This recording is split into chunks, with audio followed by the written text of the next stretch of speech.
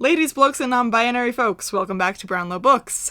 As I mentioned a time or two before, this holiday season I was reading a lot of holiday rom-coms to soothe my weary soul, and as a result, you're hearing about them well into January. So I literally rounded out my 2023, literally New Year's Eve, with 3 Holidays and a Wedding by Uzma, Jalaluddin, and Marissa Stapley. A lovely little Canadian book.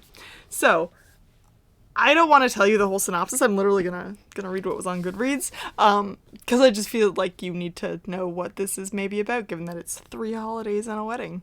All right, a multi-faith holiday rom-com about the delightful havoc that occurs when Christmas, Eid, and Hanukkah are all at the same time, and 2 strangers turned friends are snowbound in the small, charming town of Snow Falls, along with the cast and crew of a holiday movie, nosy family members, and their lifelong crushes.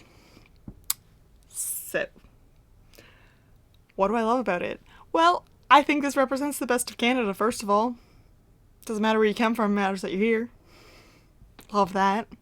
Absolutely love that. This town is so wonderfully multicultural, and they're just like, well, we all come from different places, but, you know, we all get together here, and this is the kind of life we like and we want to live. And I was just like, is this book going to make me cry? And it did, probably at the parts that you're not supposed to cry at. But yes, yes, this is a lovely, delightful little Canadian story, and like, from now on, when people ask me, oh, what should I read for a holiday rom-com? so, I'm gonna focus. No, I'm not. I'm gonna tell you fucking everything. So, one of our snowbound gals and main focus. This is a dual timeline kind of thing. So we have Anna and we have Miriam. So Miriam is traveling to Toronto for her sister's surprise, super fast planned Ramadan occurring wedding, which is apparently a thing you do not do. So yes, so her sister's being a fucking bitch, and her family is along for the ride.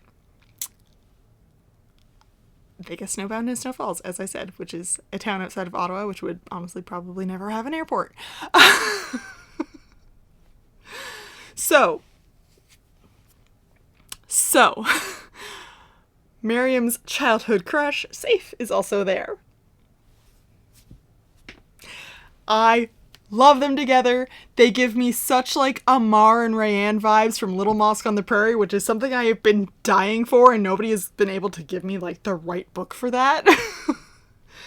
I adore them. They are so cute. She is divorced, and everyone's like in her family is so fucking rude about it, and like, oh, they treat her like shit. I fucking hate her family. I fucking hate her family. Except for her grandfather. I love him. Daddy was amazing. So, hate the rest of her family, including her bitch sister. And Saif is just like, I like you. And she's just like, fucking why? I love it. I love it so much. I'm not going to tell you the whole story of the two of them because I just truly do want you to read it, but I love them. I love them together so fucking much. Which moves us into Anna, who meets Josh. Josh does not grovel enough for what the fuck he did. Alright. Josh is actually a movie star. Josh is his real name. What's his screen name? Chase. So he's part of the film crew there. And she meets him and they have like a nice little thing. She doesn't recognize that he's like a famous fucking movie star. And they, you know, together, whatever. And he's caught pretending to be in a relationship with his co-star, who also has like her own high school sweetheart, and like, we don't want the press to know, blah blah blah, whatever. But this is big spoilers, isn't it? But she catches them. He explains, you know, we're in a fake relationship for the press, so they leave us alone in our private life. And then never says whether he's going to stop doing that, if they're going to come forward, if he can have a real relationship with her, and she's just like gonna move from Denver to Los Angeles to be with him. And I'm like, bitch, what? Yeah, I feel like he did not grovel enough for what the fuck is happening in this fucking relationship with the two of them. Yeah. Anna also has her own little like holiday problems. Like, her dad was married to her stepmom, and like they would do Hanukkah together and also Christmas. And it was cute. And then she's like, you know, he died 2 years ago and I haven't been able to do Hanukkah because she went and got remarried and now I feel like I'm not welcome in her life and whatever. And it's just like, you've been around this woman for a really long time. Like, she's not going to just fucking push you away. So yes, Anna, I feel like Anna makes some poor choices. I mean, Miriam does too, but at least Miriam's I'm not mad at the end of the book. I'm still mad at Anna's at the end of the book. So like that, between Anna and Miriam is definitely my favorite, not gonna lie. Do I have more of Uzma's books behind me? Yes I do. right there on my shoulder. Oh, not my shoulder, my elbow down here. Yeah, so I mean, as a whole, I really liked it. I hate Sima, Miriam's sister Sima. I want to punch that bitch. Everything's about her. She thinks she's doing the right thing, but she's just making everything worse for her sister, and it's just so fucking frustrating. And she's like, oh, I thought I was doing good. Bitch, listen to your sister then. You're the younger sister, and you're a spoiled brat. You are. Oh, can't mention divorce in front of Miriam. Like, she's not a child. Yeah. So yeah.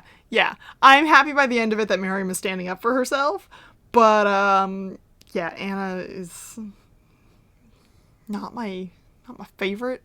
I want her to have a little bit more of a backbone too. But I do love that they kind of make this little family. It's adorable. I love it.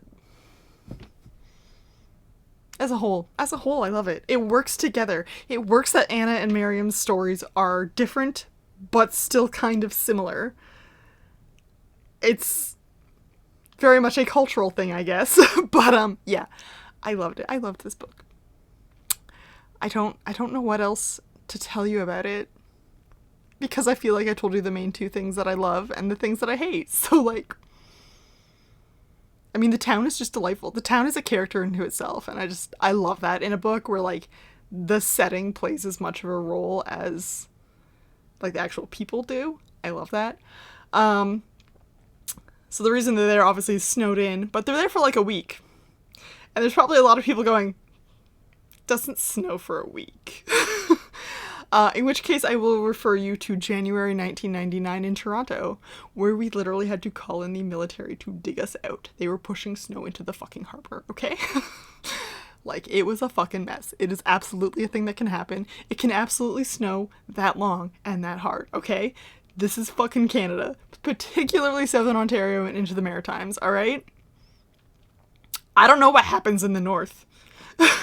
Like, the territories, I have no idea what their winter's like. I know they're fucking cold. I imagine they're quite snowy, but they kind of terrify me. I will not go to Winnipeg in the winter. Southern Ontario is enough. I will go literally anywhere else in Canada any time of year, but not anywhere in the prairies or the north. Literally anywhere in the winter. I'm going to stay right here. Maybe Vancouver one day. Okay. You don't need to know about my travel habits. This book has 7,616 ratings as of this recording. Works out to a 3.62, which honestly I felt like is maybe a little low. I mean, I loved it, and I guess it falls back on that thing of people are like, oh, it's just a holiday rom-com, who cares? You know, that kind of thing. But, it was entertaining, and I enjoyed it, so, like, why the fuck wouldn't I give it high stars? Or maybe there's just those couple people, this is so unrealistic. In which case, why the fuck are you reading books? We're here to escape reality. Come on. Come on. You think I like living out there? No, I want to live in here. Like, damn. This is way better. So, yeah. Thanks for hanging out. I will see you around next time. If you enjoyed this, please like and subscribe.